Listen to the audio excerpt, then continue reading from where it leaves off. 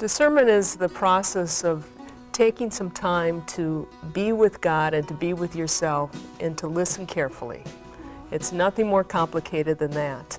It's stepping back, hitting the pause button, and listening to your life speak and listening to love speak back to you.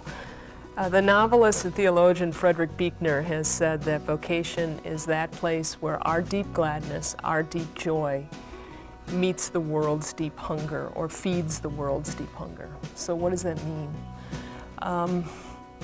I look at this in terms of the two pieces. First part, what is that thing, that passion, that excitement, that sweet spot that keeps you going over time and really fills you with a sense of gladness or joy. So that's one piece.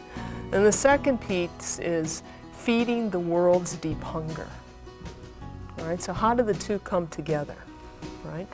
So when you think about your passion or what fills you up with joy, what makes you feel alive, how can you take that and give that back to the world in such a way that it helps to feed a deep hunger? So it's bringing these things together. Yeah, it's about me and my passion. Yeah, I better have the skills to act on it, but it's also about recognizing that you need to go beyond yourself. Vocation isn't just about what you do, it's about how you live. And fear and doubt really can corrode our sense of self and our ability to discern what is the truth that wants to live through us. I have a really good friend. He's a Jesuit priest. His name is Bill Creed. And I've had an opportunity to learn a lot from him over the years. And he once told this wonderful story about the Mississippi River. And if you've ever had a chance to see the Mississippi River, it's a really big moving body of water. And on the surface, you'll see all these different cross currents going every which way. But deep down in that river, there is a current, and it keeps the river moving down into the Gulf of Mexico. And it's that current that keeps that river alive. Most of the time when we're plagued by fear or doubt, anxiety, it's all these cross currents. These cross currents that are competing for our attention and clouding our ability to discern faithfully the love and the life that wants to live in us. So, will I be able to pay back my student loans if I do this? Or will I be able to make my mortgage payment? Or what will my friends think of me if I become a teacher? Those are the kinds of cross currents that create doubt, fear, anxiety. So where discernment comes into play here, it's so important to just sit back every once in a while. I try to do it daily, and that's what I would encourage people to do. But to sit back and hit the pause button and listen.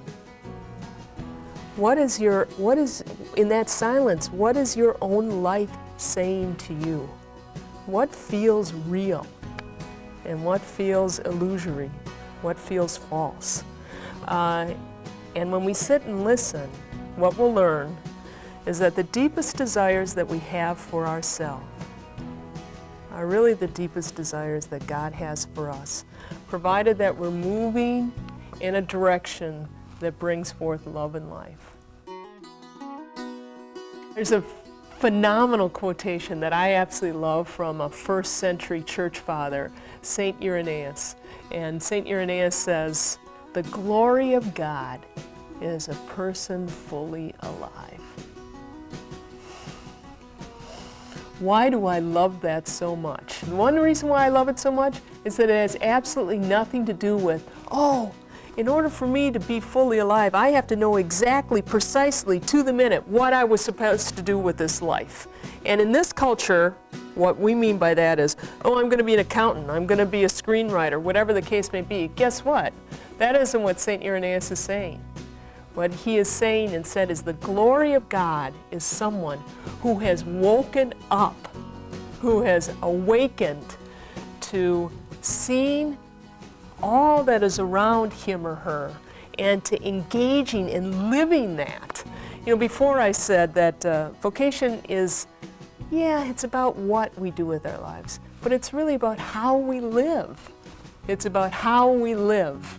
And when we're living in that space of gratitude and joy and patience and self-control, all those fruits of the Spirit, and we're being present to all that we have been given, what does vocation have to do with salvation?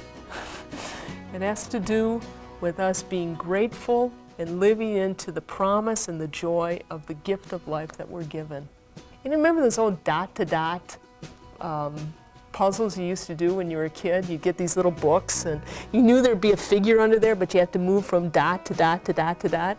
Well, that's sort of what discernment is like. You pay attention and pretty soon the dots begin to connect. And when they begin to connect, you begin to say to yourself, well, wait a minute, I'm remembering who I am. And when you begin to remember who you are, that's when you begin to trust your voice again. You don't have to be rich and famous to live vocationally. You have to pay attention, listen to your heart, and then give back to the world the love and life that it's given you.